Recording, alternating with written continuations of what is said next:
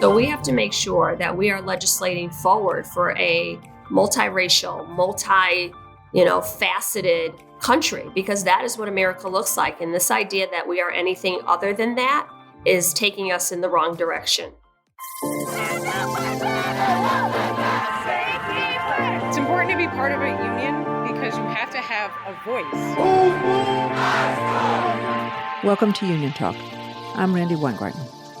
Welcome to a very special episode of Union Talk as we head in a matter of days into this year's midterm elections.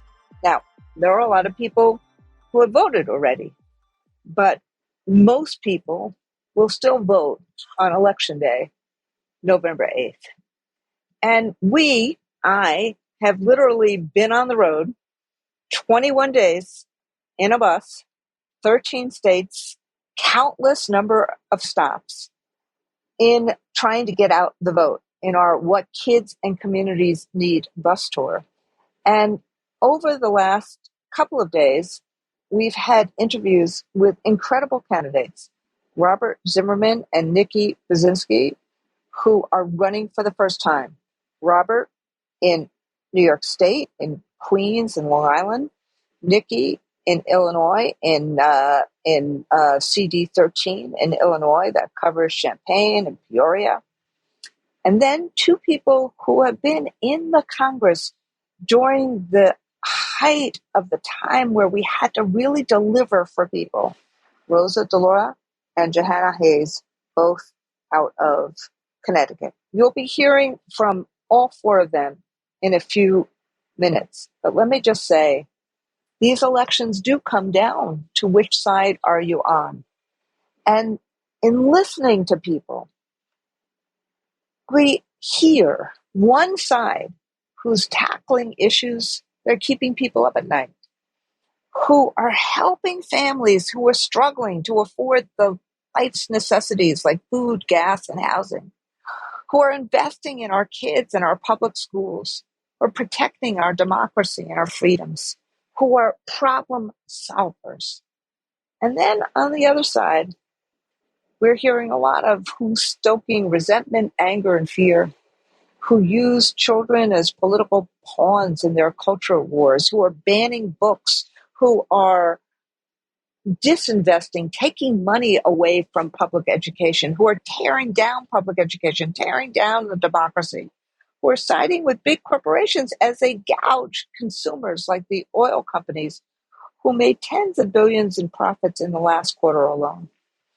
And so it's going to be up to the voters. It's going to be up to people who are listening to this podcast to decide who we want representing us, who we want in Congress, the problem solvers or the problem makers, the people who believe in democracy, who want all of us to have freedom, including freedom of privacy and personal reproductive choices, who believe in public education and who believe in workers' rights, not only to join a union, but believe in driving down prices, driving up wages, and making government work. And the four candidates that you'll hear from right now, four people who AFT has endorsed, they're the problem solvers. And with that, let's go to the candidates, Robert, Nikki, Rosa, and Jahana.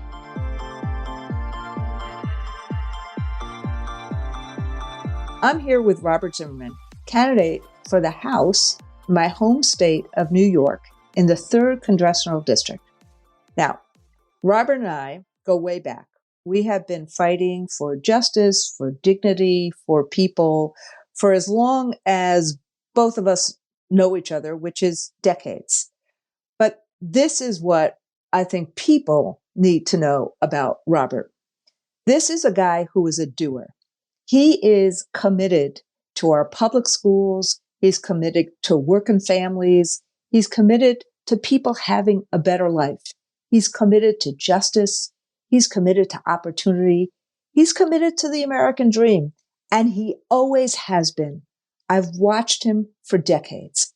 In his own words, Robert has said, public education is the great equalizer. and the backbone of our democracy, calling it the cornerstone of the American dream.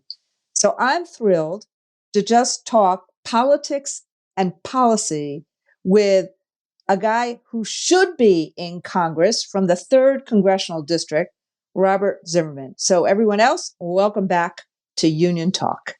So, Robert. Randi, I am so honored and so proud to be with you. So thank you for that beautiful introduction. And for me, as you know, you've been one of the great inspirations in my life, one of the leading inspirations of my life. And I always know when you're there, it's the right cause, and you're always there standing up for people, working people, standing up for children. And especially in the past 2 years, as we've navigated through the pandemic, both you and the union have really saved people's lives and held families together. And that is, I think, all too often in the story of that terrible time for our country, that story is oftentimes forgotten. How teachers were there before there was the proper protective gear, before there was testing, before there was a vaccine. They were there standing up for children, protecting their coworkers, standing up for the custodial staff, and providing the kinds of services they needed. And you led that way. And it was an act of real inspiration and heroism. So proud to be with you. And I always know when I'm standing with you and standing with the union, we're standing on the right side, and the side of justice and the side of opportunity and freedom. So I never thought we'd be talking as a congressional candidate to a union leader, to my friend, but here we are. Now I'm the Democratic nominee for Congress. I want to get to one of the things that I remember you and I talked about months before you put your hat in the ring, which is, why now? I mean, you've been a really successful media personality, comms professional, been behind the scenes for a long time, but you put you decided to run in 2022, yourself. So why don't you tell people why you decided to run? And part of what I want our listeners to hear about is, this is a man who is just incredibly caring and compassionate and understands the issues, and never wanted the spotlight for himself. But I'll tell you something, very, very candidly, very honestly, I never envisioned it possibly happening. And when the incumbent Congress member chose not to run for a seat again, I started talking to my friends. I've always had a great love for the institution since I used to work on Capitol Hill. I used to sit in the gallery and watch the debates that went on. And quite frankly, never dreamed growing up as a closeted gay kid in the 70s that I'd ever have the chance to run for Congress. It was a very isolating time in my life, and many of your listeners probably don't know much about that period, fortunately, but in the 70s in the suburbs, I used to hang out at the local diner. I didn't want to admit to my folks I didn't have a date for a weekend for a school dance or something like that.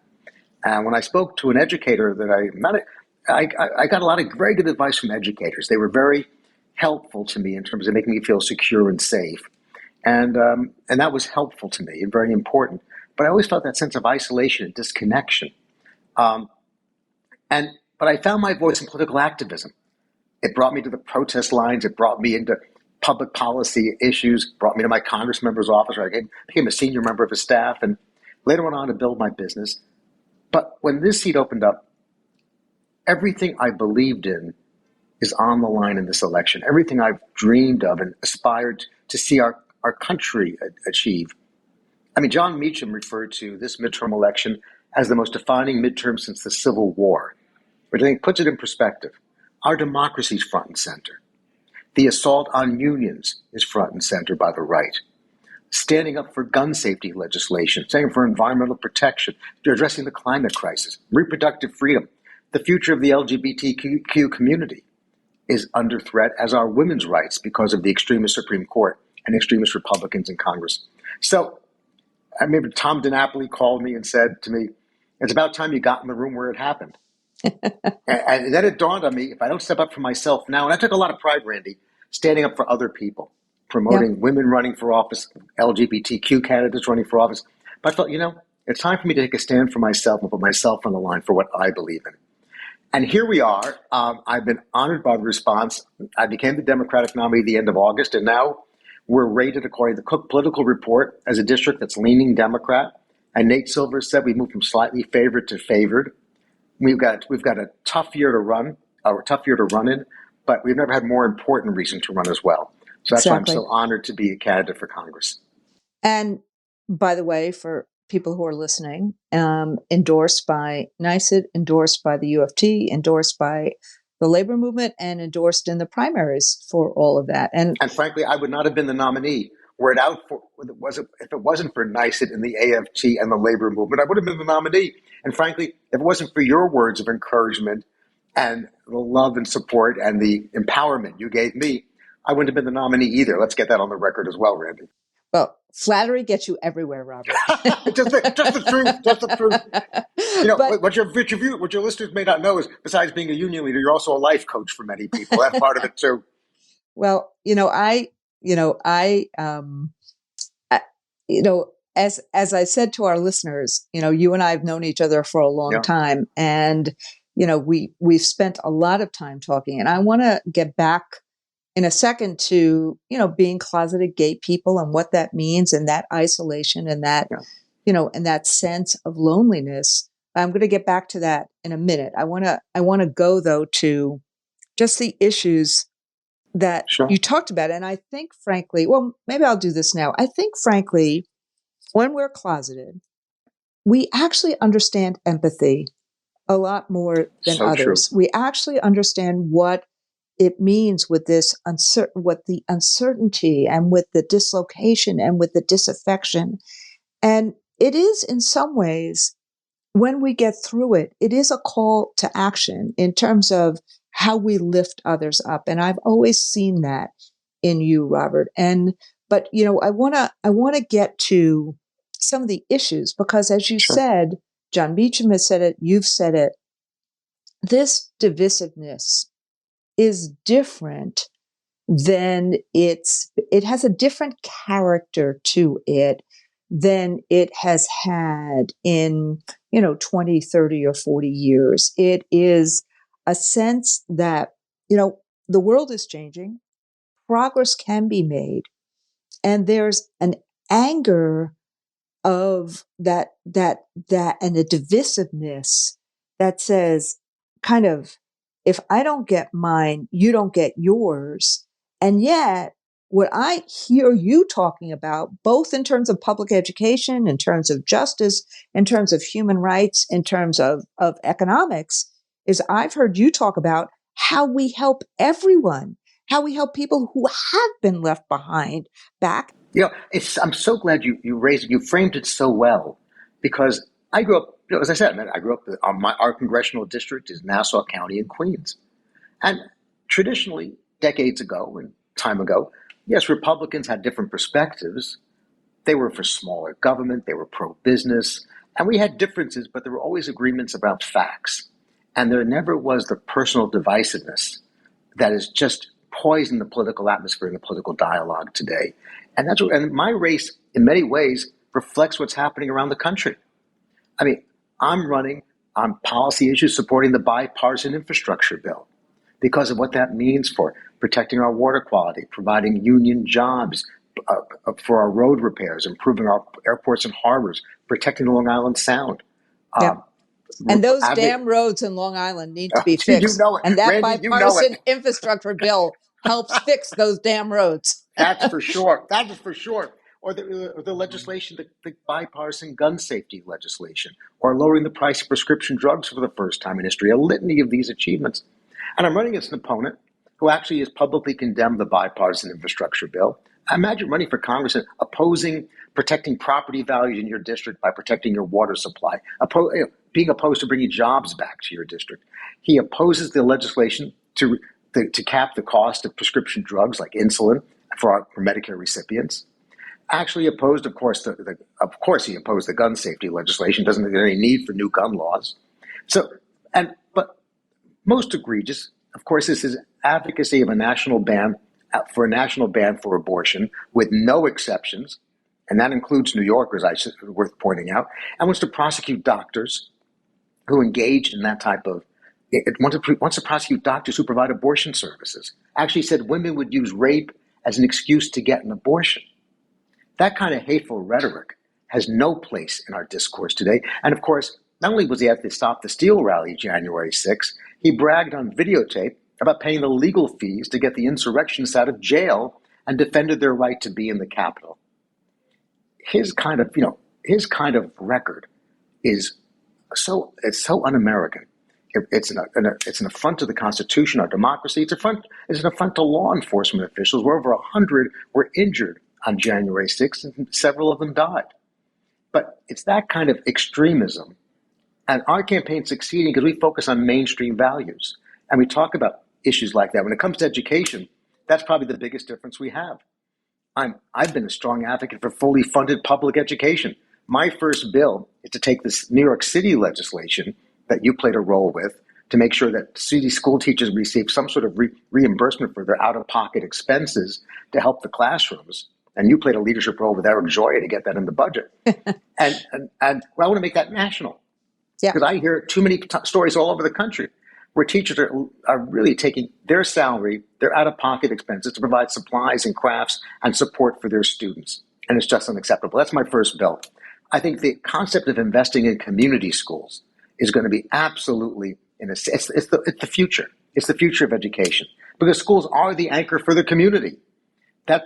Community schools engage in culturally relevant curriculum, wraparound services, expand learning time, support families and community engagement. It's really essential, focusing on that. Also, we don't talk about it enough. I know you do, but Congress doesn't. Fully funding the IDA for Individuals with Disabilities Education Act. We talk about fully funding it. It's always promised, it never happens. And of course, finally, fully funding public education. It is absolutely critical, especially with the demands on mental health professionals now in our public schools, as we see children transition back into school after the COVID period, after the pandemic. I think there has to be a real focus on mental health professionals. Every school, Randy, that I visit, I hear the same thing from principals, the same thing from nurses. They can't meet the demands of so many young people because of the different pressures they're facing from home or emotional pressures they're facing. So those are some of the issues I'm highlighting strongly. And I have to tell you, it's such a joy because these are issues that are not Democrat or Republican. These are issues that really unite our district. And I think we oftentimes lose sight of, we all see everything in a partisan lens. A majority of our district supports our agenda for public education, because public education is the reason people move into their communities. Right. Supporting the schools.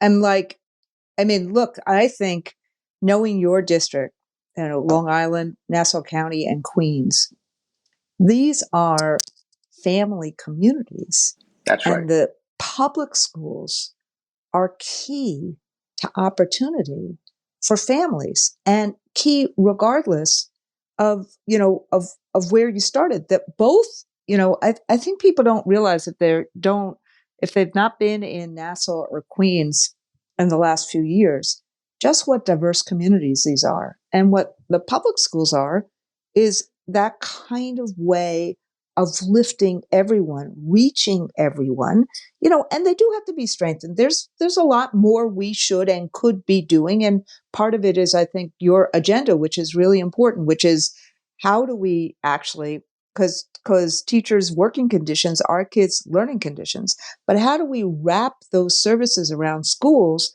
so kids get their mojo back, and kids want to be in school, and kids love school. And that's part of having those services wrapped around and not having to find them somewhere else. And what I see, in terms of your opponent, who just, it's like the just say no guy. It's the problem maker. It's everything there's not a solution.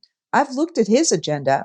There's not a solution to be found. I mean, I've watched his agenda in terms of going to Congress, and I think it comes down to, separate and apart from, denying being an election denier, and I'm going to get to that in a second. I'm like, okay, he wants to raise prescription drug costs. He wants to increase healthcare premiums. He wants to cut Medicare and Social Security benefits. He wants to cancel the student loan forgiveness that Biden just did. And, just like all these other right. people, he wants to his answer for everything is cut taxes for the rich. Now, the middle class needs tax cuts. Look, you and I and others, we've tried to get the salt restored. Yeah. Middle class needs that salt tax cut restored. But, he just wants to drive up inflation by doing tax cuts for the rich. And it didn't really work so well for the UK prime minister, but that's their policy. And your policy is investment and, as you just said, drive down costs for working families. And so it's stunning to me. It's so interesting, Randy, you bring this up, because when the Trump tax cut bill was put through, which they all promised, remember, Mitch McConnell and Donald Trump said it'll pay for itself. It'll be such a success. You know why they don't talk about it anymore? Because it was such a giveaway for the top echelon corporations that our national debt drew between $1.5 and $2 trillion based upon the estimates when the full period of this tax cut is in place. 1.5 to, they don't talk about that. But now that we're in an inflationary period, what do they target? They target programs for education. They target programs impacting children. They target programs impacting seniors and our elderly. I mean, my opponent actually advocates privatizing Social Security. Yep. And that's what that's what kind of our listeners need to know, that that the answers that these problem makers have is just to make things worse or to target the middle class and the poor. People who've already paid for their Social Security. They've paid for it by every single day working hard.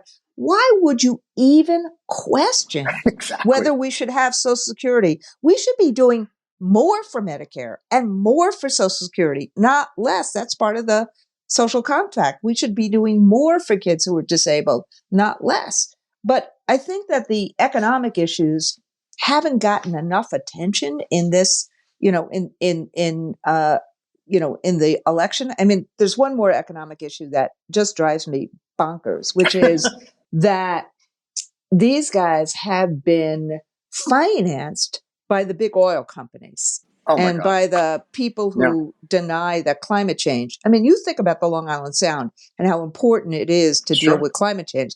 But these guys have been financed by big oil. And big oil in the last few days have just shown their quarterly returns.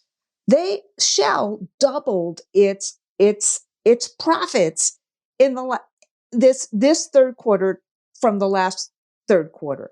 And so the Democrats are trying to stop them from gouging consumers, are trying to say, look, you should be making so much profits. Don't pretend it's inflation when it's your profit making. Exactly. And they're not taking any responsibility because these oil companies are basically funding their campaigns. So the issue about we got to get prices down, that's what the Inflation Reduction Act did.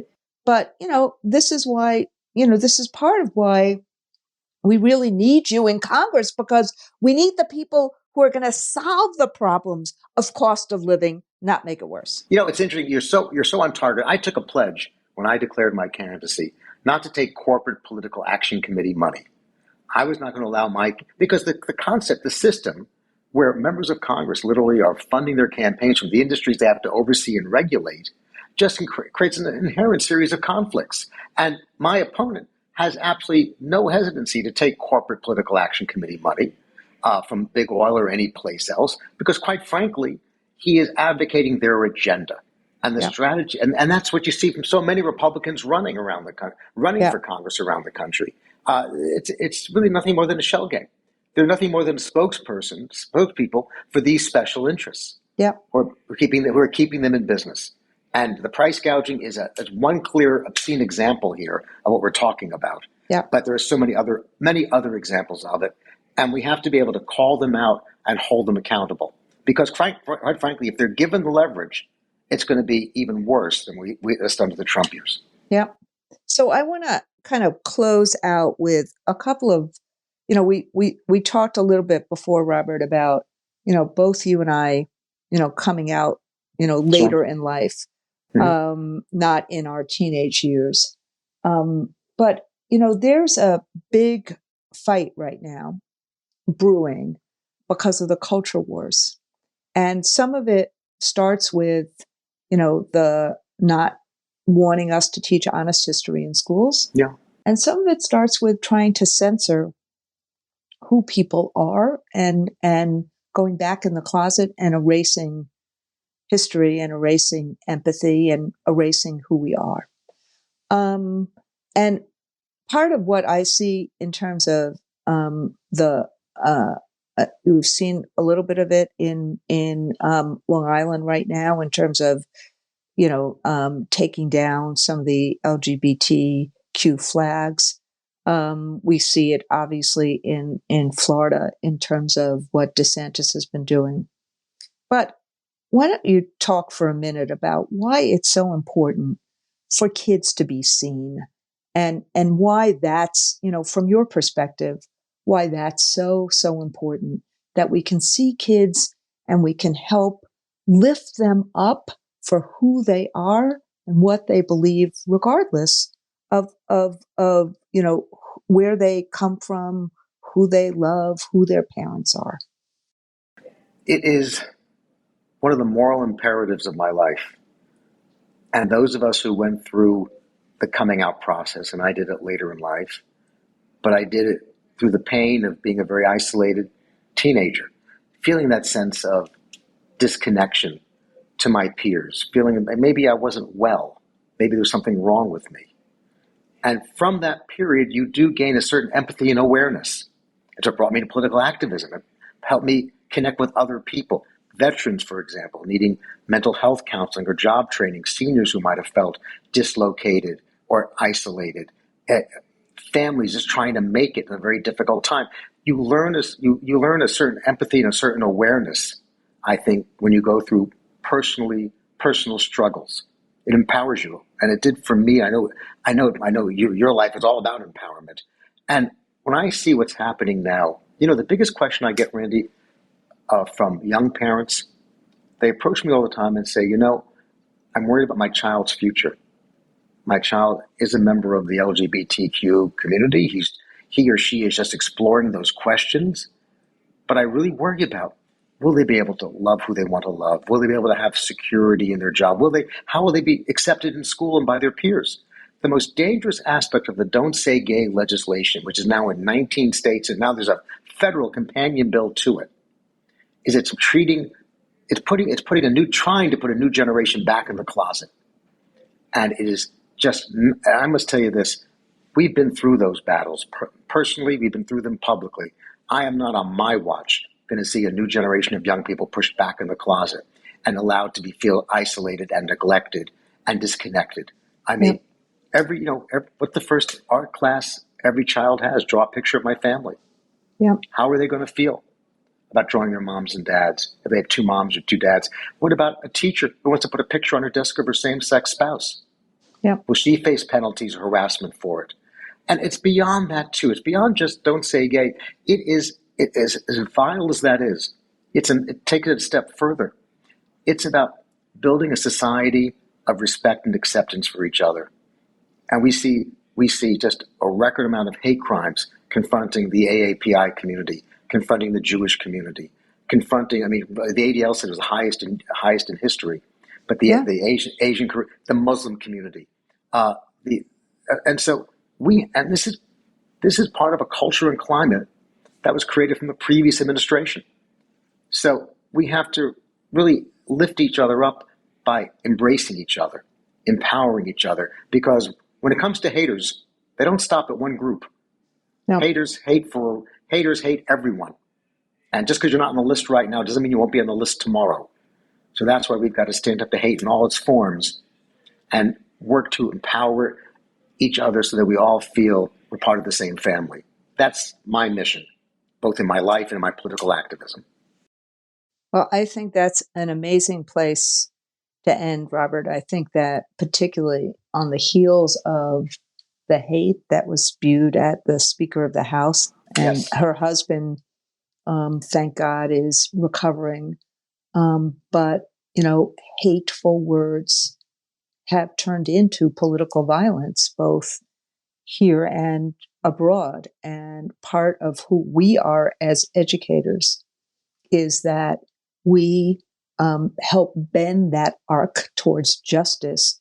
It doesn't bend by itself, but justice and freedom, and to have a world where more and more people are free. I mean, I'm with my grandkids I was with my grandkids for Halloween, and I look at them, they're 2.5 and 6, and I can't grok that they will have right now less rights than I had to determine, reproductive health or what to do in terms of having a family. And the same can happen. We're seeing it in terms of the Muslim community, the AAPI community. We're seeing it in terms of anti-Semitism. And so, having you in Congress as a warrior for justice is a really important step. So I want to thank you. I want to thank Robert Zimmerman for coming on to our podcast. And I want to, for those of you in New York in CD3, this is an incredible fighter.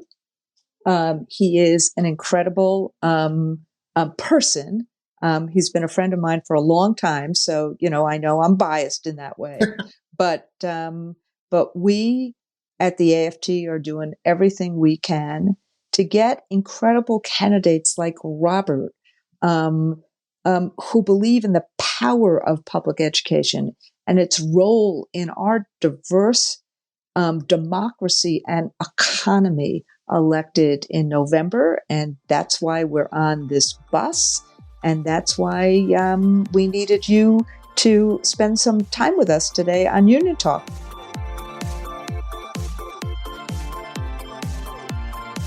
Let me introduce a couple of other people as part of this podcast. First, let me introduce Jahana Hayes.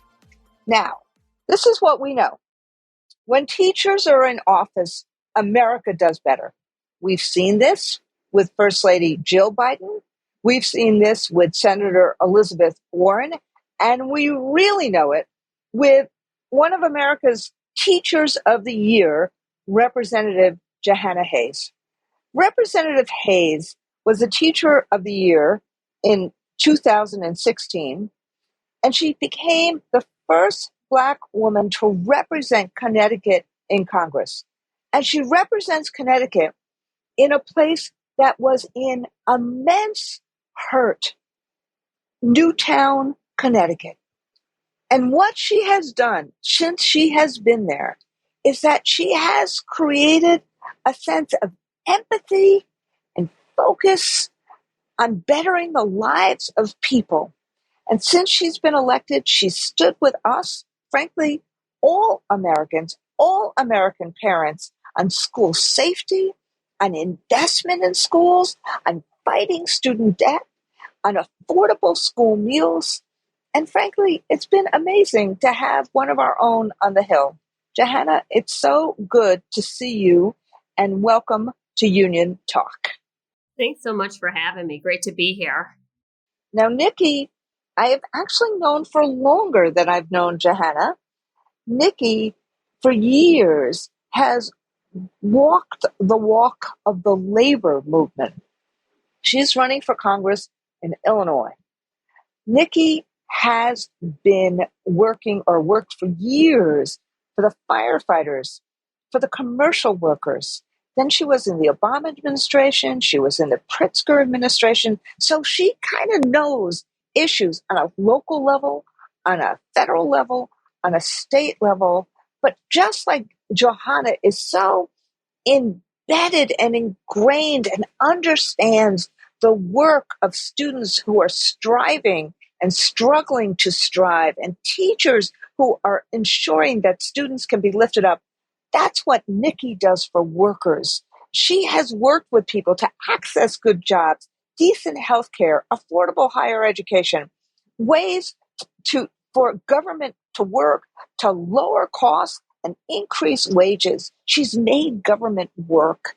And perhaps more importantly, just like Robert, just like Rosa, just like Jahana, Nikki is an incredible, decent, wonderful human being. And any one of her constituents, any one of us would be lucky to have her in Congress. So, Nikki, it's great to have you on Union Talk. It's great to be on Union Talk. Thanks for having me, Randi.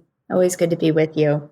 Fantastic. So let me start with a question for Jahana, which is school safety. Sandy Hook's in your district.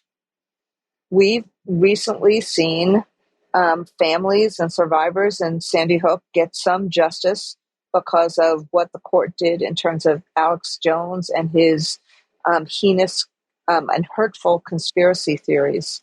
But let's kind of broaden it out from Sandy Hook. We just had another school shooting in St. Louis. What do we do about this? Help us. Well, first of all, at the federal level, the answer to everything cannot be no. I mean, I was in the classroom when Sandy Hook happened, and I can tell you those kids looked to me and said, Ms. Hayes, why is this happening? What are the adults doing about this? You know, I introduced legislation in the Congress to literally just identify what a school shooting is so that the CDC could research and make investments to try to prevent these things from happening. Republican colleagues voted no to all of these things. This is not just a school-based safety issue. We have to address guns in our communities. And the argument that having safe communities is a violation of people's Second Amendment rights is just flawed. And the gun lobby has had such a hold for so many years on this conversation where there's been no movement. This year, you know, Randi, for the first time, we were able to pass gun legislation, the Bipartisan Safer Communities Act, the very first time on something that should be basic. And I really... And let me just say, spoiler alert, Senator Chris Murphy and Congresswoman Jahana Hayes were really critical in getting that bipartisan law passed. So just spoiler alert, elections do matter, and having Jahana in the Congress has really mattered. Well, because that's personal. That is so personal for us. I thought that would be the tipping point in this country when babies, literally kindergartners, this is an elementary school, very different than anything we had seen prior to that. And when nothing moved in this country after Sandy Hook, it's deeply personal for the entire Connecticut delegation, as it is for everyone who has joined this club. You know, Senator Murphy was the architect of this legislation and has worked on it for over a decade. And we have to not only address the needs of our children, but our teachers and faculty who, like me, had to stand in front of these kids and are expected to keep them safe, you know, as these things happen. And it's going down a rabbit hole, but I was reading a news article where there are school districts that are ordering cat litter to shelter kids in closets for hours, you know, during a lockdown. This is traumatic for children, and we have to legislate in a way that protects our children. And I'm going to continue to do that in the Congress. There are people right now who want to roll back everything we did this summer, and that would include some of the gun legislation that we were just finally able to pass. I'm not going to let that happen. Thank you. And I want to get to you in a minute, Nikki, but I'm going to ask Jahana one more question, just as kind of like teacher to teacher for the moment. So Jahana, Nikki, you may know this as well. I'm still on leave from my job as a 11th to 12th grade social studies teacher at Clara Barton High School in Brooklyn, New York. And I have found, I knew you'd find that funny. I have found, my classroom experience to be very instructive, not only in the work in the labor movement, but the work now. And things like, I often say, there are two things I learned as a classroom teacher, that it's not what's said, it's what's heard. And you meet people where they are, not where you want them to be. So I'm just, asking you, Jahana, what skills have you found to be most transferable from being a classroom teacher to the work in the Congress? Well, first of all, I too am on leave from my real job as a classroom teacher. So I guess we share that. But even more so than transferable skills, just the knowledge of what it takes to be a teacher. Everybody talks about education and what educators need and what schools need. And so few people have any real classroom experience. And I can tell you, for me, that was invaluable. When we, at the beginning of the pandemic, were talking about, in the original CARES Act, airlines and businesses, and there was discussion about schools may have to close, one of the first things I said was, how are we going to feed these kids?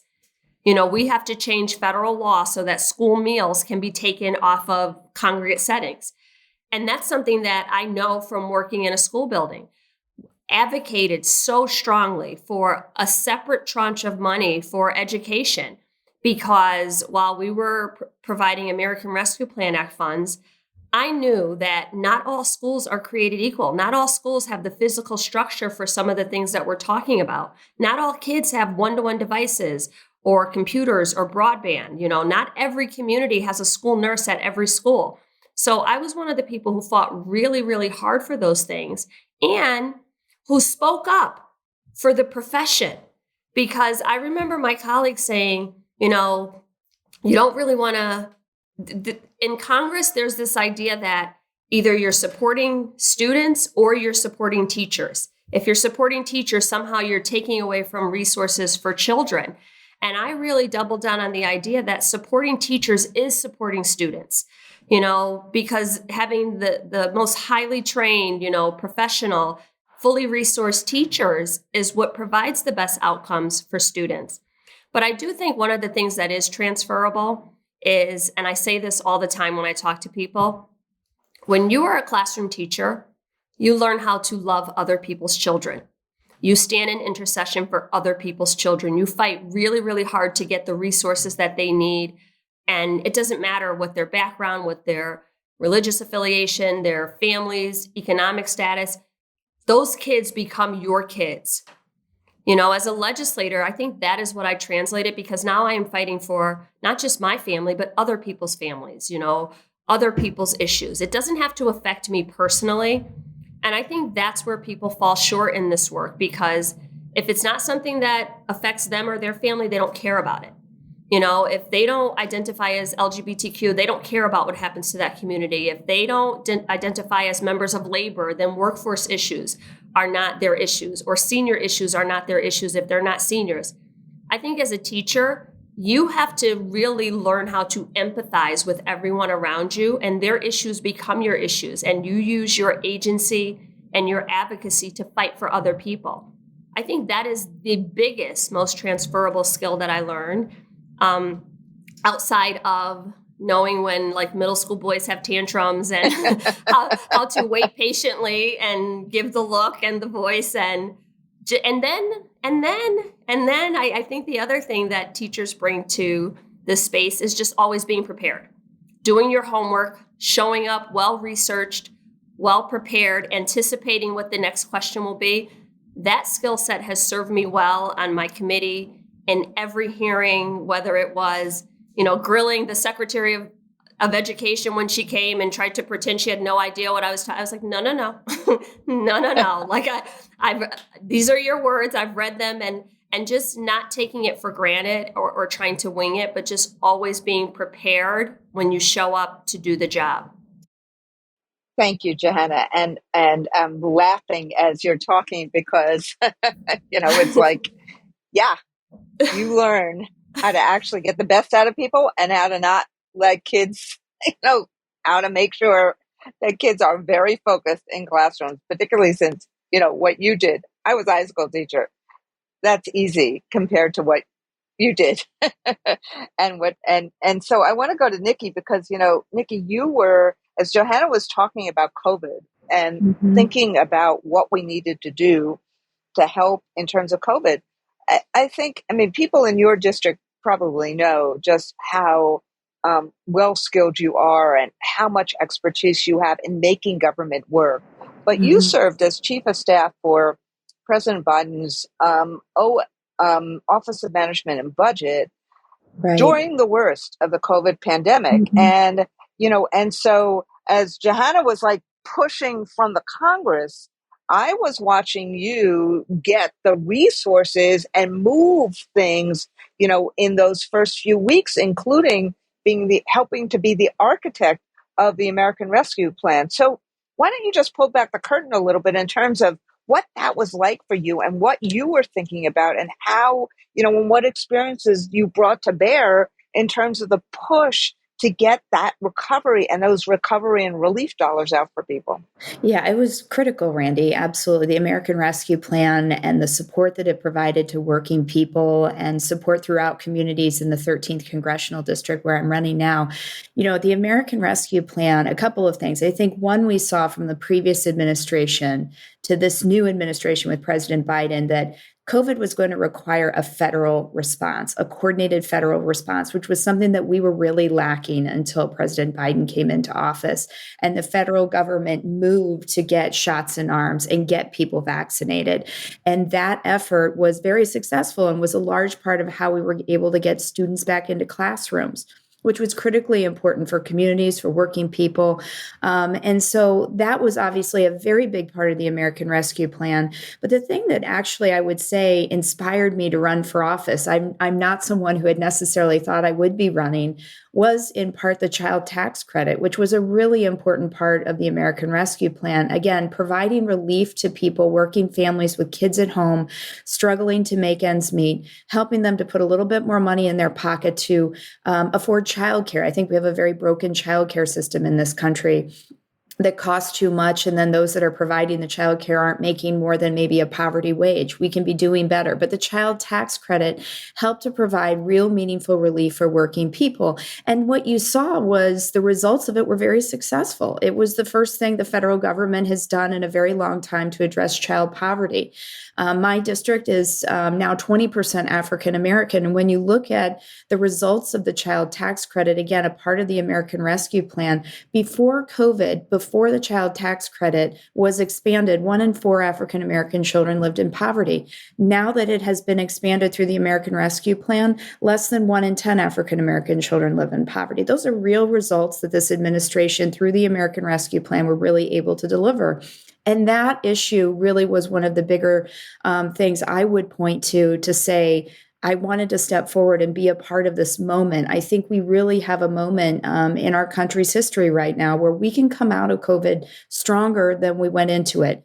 Tell people a little bit about your district, which is like from Peoria to Champaign to Granite City, and what a breadbasket this district has been for America, and why you decided to run. I think people would be interested in knowing why you decided to run for this job. Yeah, so I love this district that I'm running. I would say this is a very working class, working person's district. Manufacturing, some of the more important counties in the state of Illinois for manufacturing are right within this district. This is a district, though, that has great community colleges. One of the things, Randy, I love to talk about is 4-year degrees are one way, one path to the middle class, but community colleges also provide tremendous opportunities for people to get the skills training, the certification, the associate's degree to go into good paying jobs, good paying union jobs, we hope, that give them a pathway to the middle class. So we have great universities in this district, great manufacturing. The seat of state government is also within this district. So we have a lot of really important work that the public sector state workers do throughout this congressional district.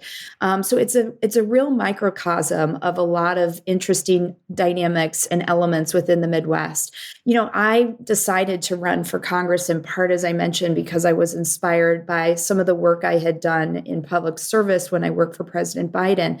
As Randy knows very well, I come out of the labor movement. I first and foremost consider myself an organizer, and any good organizer knows how to bring people to a table and negotiate and get things done. It's something I'm really proud when I worked for Governor Pritzker. When I worked in the first year of his administration, I was his lead negotiator on passing a $15 minimum wage in the state of Illinois, which for low-wage workers that don't have the benefit of a union contract, this was the first time they had seen a nickel increase in their paycheck in 9 years. And so the state of Illinois is really on a path to 15. That we brought labor to the table, we brought business to the table, and we really truly negotiated to get it done. And that to me is the elements of what I learned in the labor movement. It's organizing, it's bringing people together, it's coalition building. And that type of work is really what inspires me to go to Congress. I think we need more listening in Congress, more collaboration, more of an effort to find a common ground. As you know, Randi, I'm a very big supporter of public schools. I think public schools are the foundation. They are the bedrock of the communities throughout the 13th Congressional District. Supporting public schools and teachers should not be a Democrat or Republican issue. It should be just an American issue. We should be supporting a good public education for any student, no matter what part of the neighborhood they live in. And so those are the kind of bigger issues that I would love to work on in Congress if I'm so lucky to be elected. Tell our listeners what in this race right now, what are the issues that are keeping you up at night? What animates you to run right now, and why you want to be in Congress? And I'll start with Jahana. Well, I think it's really important to not pit people against people, to recognize that everybody has value. And you do that by focusing on the issues because we all want the same things. My district, I'm the first African-American woman to ever represent the state of Connecticut in Congress. My district is less than 5% Black. In 2018, I was told there's no way you can win this district based on the demographics and the dynamics. And I said, I care about my kids having safe and equitable schools and communities that are safe and healthcare and opportunities for either good paying jobs, higher education, whatever it is. And it didn't matter what community I went into, people cared about the same things. I sit on the committee of ag and, I come from one of the cities in my district and people said, well, you're from the city. What do you want to be on the committee of ag for? And my response was very simple. Everybody eats and hungry kids don't learn. So really translating the issues into a way that people understand that these things affect all of us. This idea that only certain people care about certain things is just a flawed form of government because at one point or another, there's these intersections where it becomes our problem if we are not providing preventative health screenings. Then the catastrophic cost of healthcare falls in all of our laps. It becomes our problems if we don't have good transportation or safe and affordable housing. The fact that we, in the infrastructure bill we just passed, we had to fight for, water infrastructure after what happened in Flint, Michigan, after what was happening right now in Mississippi.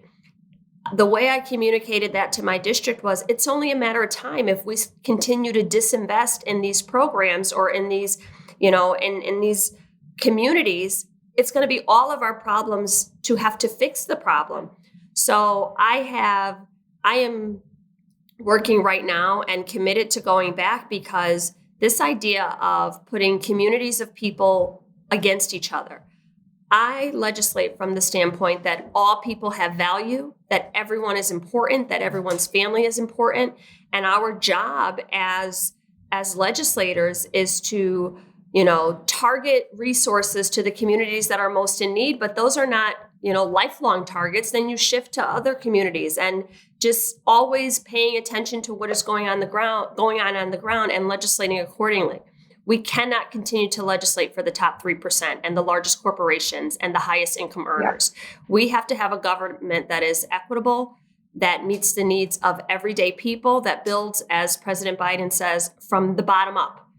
And, and that's why I want to go back to Congress, because we cannot turn the clock back 50 years. We cannot go back to a time when, I was listening to the Supreme Court arguments the other day where you have justices who won't even acknowledge that diversity is an issue, where we have justices who promise to uphold a woman's right to choose. And then as soon as they had the opportunity to take that vote, just rolled back 50 years of precedent.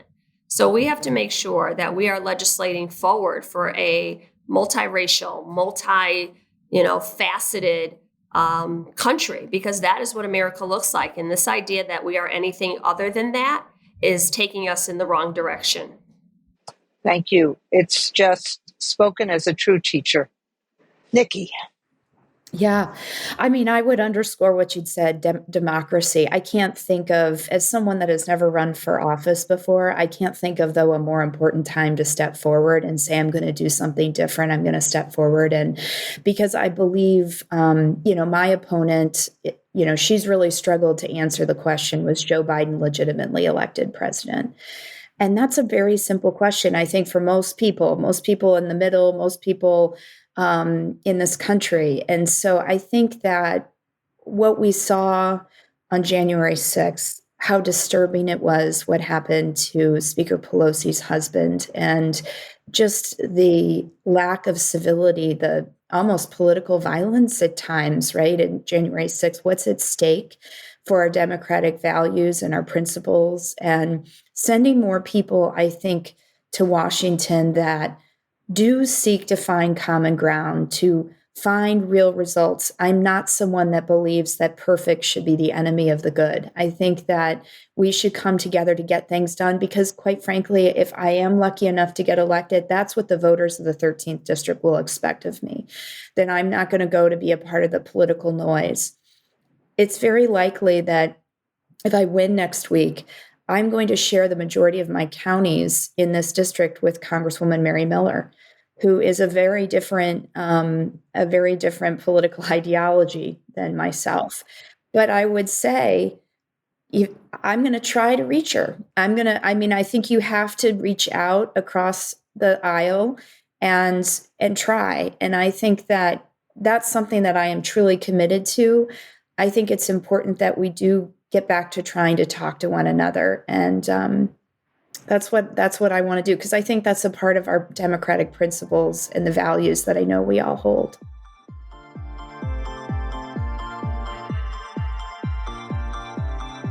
So I'm on with another good friend and long-time Connecticut congressperson, Rosa DeLauro, who is running for re-election in the 2022 midterms.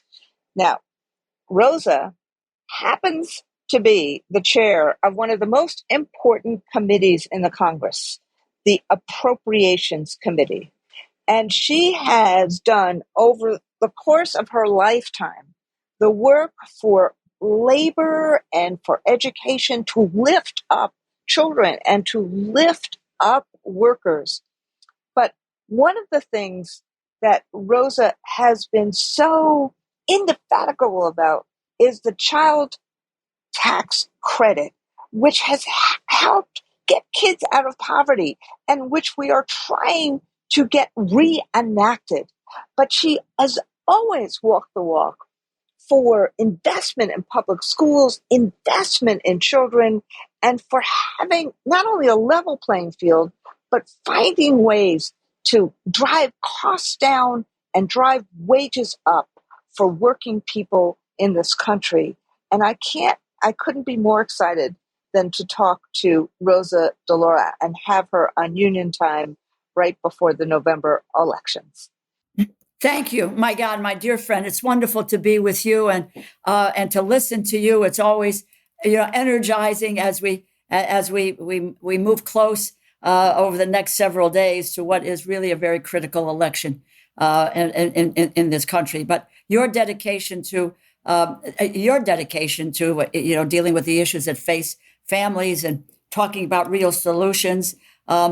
You're making sure teachers, school support personnel are treated with respect, with dignity, voice in the education of their students, and the support and resources that people need, youngsters need in our classrooms. So, and it's been such a wonderful, steadfast partnership, Randi, and to make sure that federal dollars are working for people. And so I'm so grateful for using your voice now and looking at what is going on in the lives of people today. I'll just make a couple of comments. People live paycheck to paycheck. It's not just a soundbite. This is what's going on. And they haven't seen a real raise for years. We got big corporations and billionaires that use their money to rig the game for people.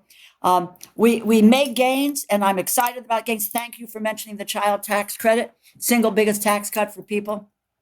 In a generation, it was for middle-class families, working families, a lifeline for the most vulnerable families. So, we've looked at the cost of healthcare premiums, prescription drugs, bringing down the cost of energy, cleaner, renewable energy. And I might add that Republican colleagues voted unanimously against all of these issues.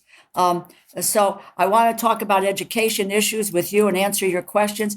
But I think that this is a very, very, very big piece of what this election is all about, and what is at risk in this election, because there's a very, very clear choice of what needs to be made. And there are elections have consequences, as you know, as I knew, and the folks out there know. So people's getting engaged, involved, and on their feet and speaking up and getting out to vote is critical.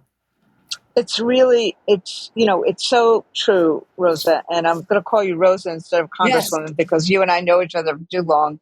But I would actually, but I want to ask you about public education, but I also want to ask you just about the democracy issues.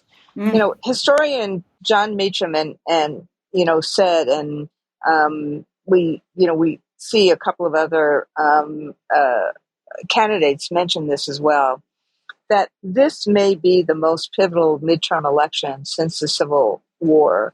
So what, and I know you're very close to, Speaker Pelosi, and we're all just completely devastated with what just happened to Paul. But what do you see as being at stake in November about the democracy and the connection of democracy and economy? Yeah. That's it's so profound, and it's oftentimes become an afterthought for people in this election. But democracy is squarely on the ballot. You take a look you go back. I was in the chamber, as you know, on January 6th, and we had to evacuate. And I was lying on the floor when they told us to hit the ground. There were shots were fired. And my family, I called, and I was afraid to call that this would be the last time we spoke to them. It was reminiscent of 9/11. And I just said, tell the kids I'm all right, and we're going to get us out of here. And they did get us out of there. And if you hear the refrain, like, where's Nancy? Get Nancy. That happened in their home in San Francisco. So it's that same view of the insurrection. This is about overthrowing, our government. That's what January 6th was about. And this is the same thing that was happening. And there's such a toxic, just divisive, hateful environment where violence, when any ad hominem attacks on people is acceptable. And quite frankly, that has been done with the instigation of one person. And my view with former President Trump is responsible for the vilification of our system, our people, etc., and has led us, to this moment. But how it translates is take a look at what's happening in voting and voter suppression, where you have vigilantes, looking at ballot boxes. But let's think about where people want to go in terms of if you've got about 300 offices where people who are election deniers are running for office, and it's anticipated that 200 or so will be elected. And that tells you about who will be making decisions. And when it comes to the issue that you care deeply about, and I do, if we look at this shift and how democracy plays a role in looking at education, we're going to look at the doubling down of with people in charge there. That was so much is at stake. What was the Betsy DeVos playbook? Cut federal money for public schools. Let's deal with funding private schools. Debt relief for students. They're opposed to the student relief that the president just talked about. Public service forgiveness program. is targeted and it is at risk. They're trying to undermine the public service loan forgiveness program. You know, it was the Trump administration proposed to cut education, as you know well, $9.2 billion. Yep. $9.2 billion. And I do love how all these folks like, DeSantis and others who said, oh, no, we don't want the American Rescue Plan. They're now using in their TV commercials. That's right. All the funds for the American Rescue Plan for what they did in education, just like they're doing it in terms of the bipartisan infrastructure bill. They didn't want it, but now they're claiming credit for it. Look, I remember, we often talk about not only which side are you on, but who's the problem solvers and who are the problem makers. Right. And frankly, what you've done in terms of appropriations in the last 2 years in a very, very split Congress. Yes, we have the president, but what I've watched you actually make good on this focus on investments, like on community schools, on making sure that in the bipartisan gun safety bill, there was money for schools, for safety, for emotional social supports, getting money for Title I for the poorest kids. So instead of them banning books, we're getting kids' books, getting money so that we didn't have this fight between opening schools and having them safe. And I've watched you, in this appropriation chair, really walk the walk on investment. So why do you think investment in public schools are so important? Education is a great equalizer. Look, I go back, something my father said to me so many years ago, and God rest his soul. He said, you mean, Rosa, he says, if you study, you get a good education, he said, you can make $10,000 a year. This was the way for families to be able to get their kids to be able to succeed. And we did have a generation of families and parents like mine and yours that says, you got to, we're going to sacrifice everything so that you get a good education, and that it's about your God-given talent that's going to be able to project you. And it's about giving our kids that environment, that space to develop that God-given talent so that they can survive and they can thrive economically, which is what your goal is, which is my goal. And that means you help teachers with the quality partnership programs. You deal with the teacher shortage. You deal with wage issues. You deal with training issues. All of those are really create an educational environment in which our kids can go to the top of the class. I know this is going to sound like an easy question, but it really, a lot of people ask me this. The Supreme Court just overturned Roe. God only knows what other things that they're going to overturn in this session. But how do we get back our freedoms? How do we get them back? What do we do? What do we need to do to get them back? What can you, as a congressperson, do to help us get them back? I think that people need to understand, and I know you say this to your staff and I say this to my staff, it's not a recitation of numbers, of policies. It's we've got to tell people what we are doing and how that translates to their lives. You got to walk in their shoes, explain to them. It's not about slots for childcare. It's about your kid being able to go to daycare. And if your kid can't go to daycare, you can't work.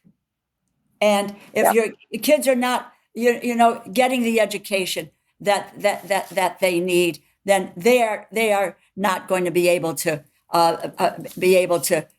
thrive and to succeed and to be successful. So we have to translate what we do so that people understand the value of the work that is done in the Congress. We have to stand up.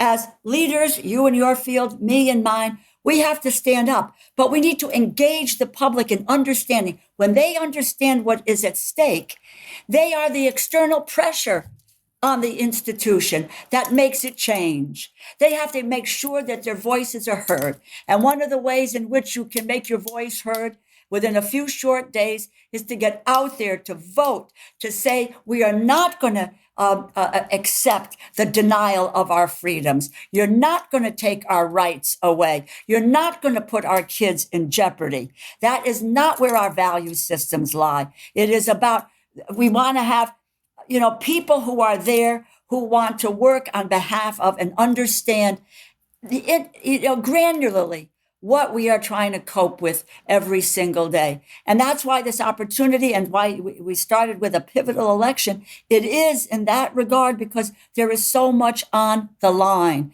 But it's our job to let people know, but we got to encourage people. Stand up and fight.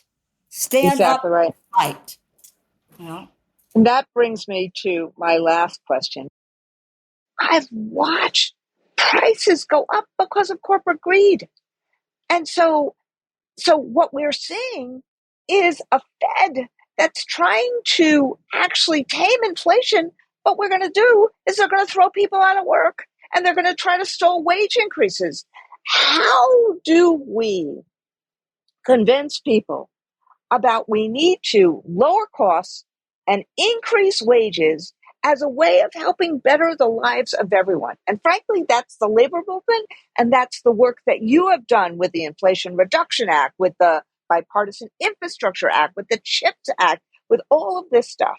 But what do you do in terms of the next Congress to make sure we drive prices down and we drive wages up? Well, let me just say, if we do not hold the House and we do not increase our numbers in the Senate, that is really all at stake. Just not an hour ago, I did a press effort on of the oil companies and price gouging. We've got 6 oil companies, most recently Shell, just within the last week, $4 billion for stock buybacks. They are taking their profits and they are giving them to their stakeholders. They're not lowering the price of gasoline, lowering the cost of home heating oil, and consumers are taking, and small businesses, the trucking business, or and so forth. I had folks with me.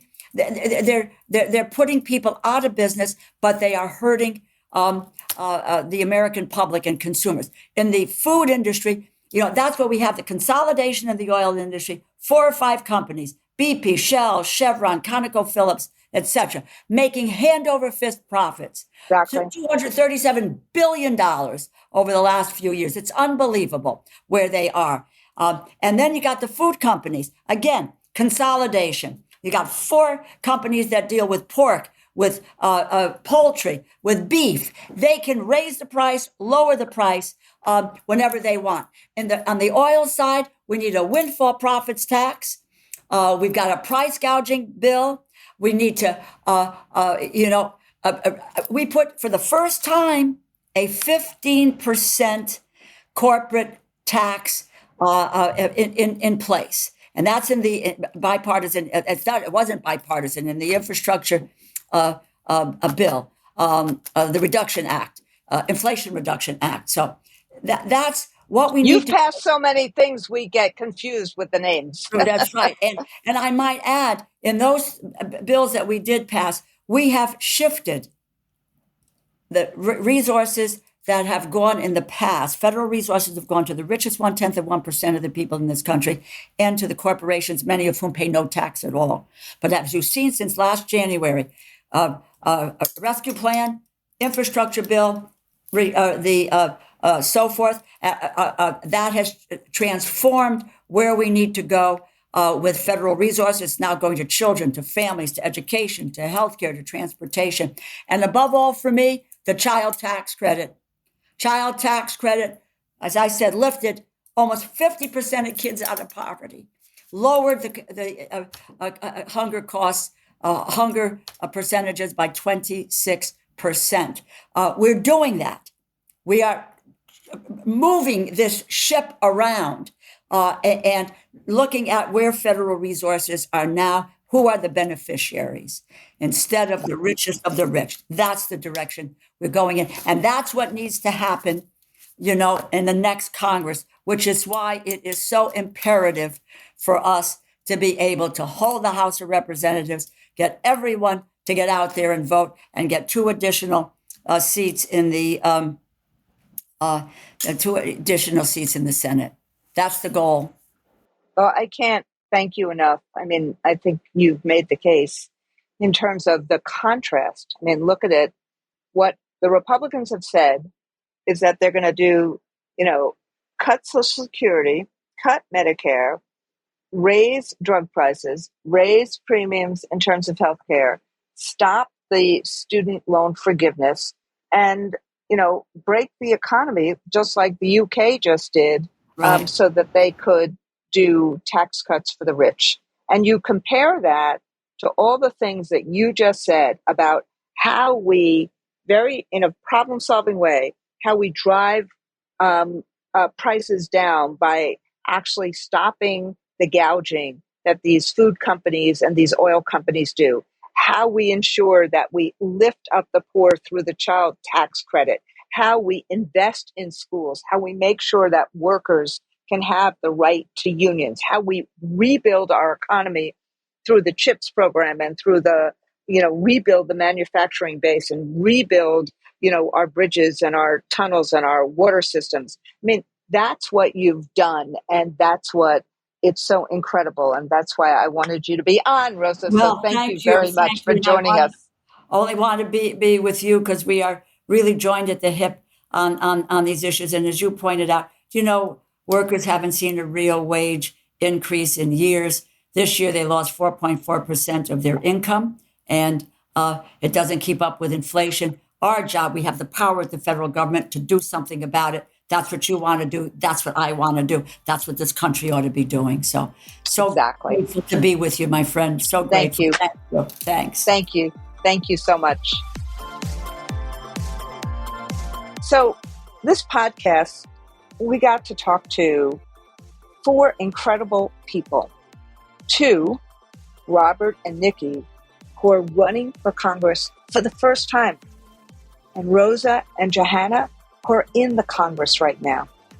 These incredible people and incredible candidates, they believe in the power of public education and its role in our diverse democracy.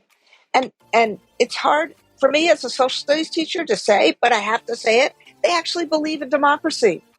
Whoever wins, whoever loses, the democracy is critical for working people and for children to have a shot in life. I'm talking about working people. They believe in the business of helping everyone have an opportunity, no matter who they are, where they live, who they love. That's who these 4 are. And we at the AFT are doing everything we can to get these incredible candidates elected or reelected. So I want to thank Robert, Nikki, Rosa, and Jahana for taking the time and spending the time with me and with you, our listening audience. Now, if you can hear my voice, grab a friend, grab your spouse, if you have one, grab a neighbor, grab anyone or everyone, and make sure they have a plan to vote on November 8th. You, the voters, matter. Elections matter. Thanks for listening.